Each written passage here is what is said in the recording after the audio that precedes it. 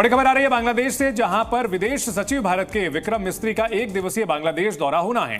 हिंदुओं पर हमले का मुद्दा वहां उठाएंगे, भारत की चिंता भी बांग्लादेश के सामने रखेंगे। नई सरकार के आने के बाद ये पहली उच्च स्तरीय यात्रा भारत की ओर से है। पिछले कुछ दिनों में भारत और बांग्लादेश के संबंधों में काफी खटास आई है, क्योंकि बांग्लादेश में जहां हिंदुओं पर एक के बाद एक हमले जारी हैं, वहीं भारत विरोधी प्रोपेगेंडा भी काफी तेजी से चलाया जा रहा है। इस्लामिक कट्टरपंथी वहां पर लगातार भारत के खिलाफ माहौल बनाने में जुटे हुए हैं और इन सब के बीच भारत के विदेश सचिव का यह दौरा काफी अहम है। देखना होगा कि इसके बाद वहां की जो अंतरिम सरकार है उसकी ओर से कुछ सटीक कदम उठाए जाते हैं या नहीं। विक्रम मिस्री का 1 दिवसीय बांग्लादेश दौरा है और शेख हसीना सरकार के हटने के बाद भारत की ओर से यह पहला उच्च स्तरीय दौरा होने जा रहा है।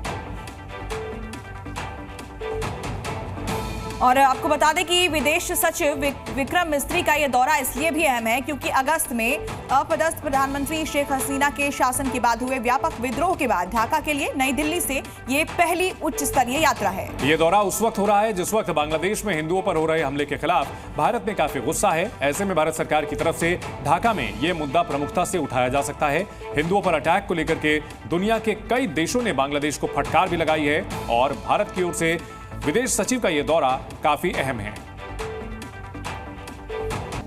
तो एक तरफ कट्टरपंथी गला काटने की धमकी दे रहे हैं, तो दूसरी तरफ मंदिरों पर हमले भी लगातार जारी हैं। आपको बता दें कि बांग्लादेश में 120 दिनों के अंदर हिंदू मंदिरों पर 8 बड़े हमले हुए हैं। सत्ता परिवर्तन के वक्त पहला बड़ा हमला 6 अगस्त को ढाका में इस्कॉन मंदिर पर हुआ था। फिर दूसरा हमला 12 अगस्त को मेहरपुर में ही इस्कॉन मंदिर पर हुआ।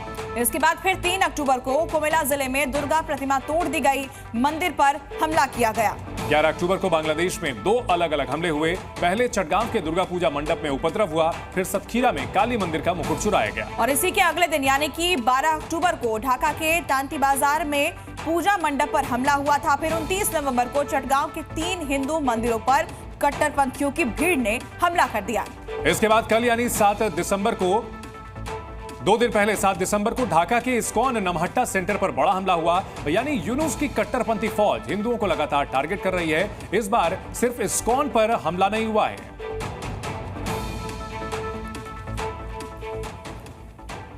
तो बांग्लादेश में हिंदुओं पर अत्याचार लगातार बढ़ता जा रहा है। इधर भारत में लोगों का गुस्सा बांग्लादेश की यूनुस सरकार और कट्टरपंथियों पर फूट रहा है। अब बांग्लादेश को टुकड़े टुकड़े करने की मांग उठ रही है। बांग्लादेश में मंदिरों पर हमले और हिंदुओं पर अत्याचार के खिलाफ आवाज पूरी दुनिया से उठ रही है। भारत में भी अलग अलग शहरों में प्रदर्शन किए जा रहे हैं। अब वाराणसी में पोस्टर जारी करके अब बांग्लादेश के खिलाफ गुस्से का इजहार किया गया है। इस पोस्टर में कहा गया है कि जो देश विश्व मानचित्र में बांग्लादेश के नक्शे को स्थापित कर सकता है, वो नक्शा मिटा भी सकते हैं। पोस्टर में हिंदुओं के खिलाफ हिंसा बंद करने और चिन्मय कृष्णदास को रिहा करने की मांग की गई है। और भारत की बहुसंख्यक आबादी जो हिंदू आबादी है, उन्हीं के भाई बहन जो बांग्लादेश में अल्पसंख्यक हिंदू है, उनके साथ जो अत्याचार हो रहा है, जो उनके साथ घोर अत्याचार किया जा रहा है, उसके खिलाफ ये हमारा पोस्टर हमने लगाया है। इसके अलावा प्रवीण तोगड़िया जैसे हिंदूवादी नेता मांग कर रहे हैं कि बांग्लादेश के 4 टुकड़े करने के आदेश भारतीय सेना को दिए जाएं। इसके अलावा देश के अलग हिस्सों में बांग्लादेश के खिलाफ विरोध प्रदर्शन हो रहा है।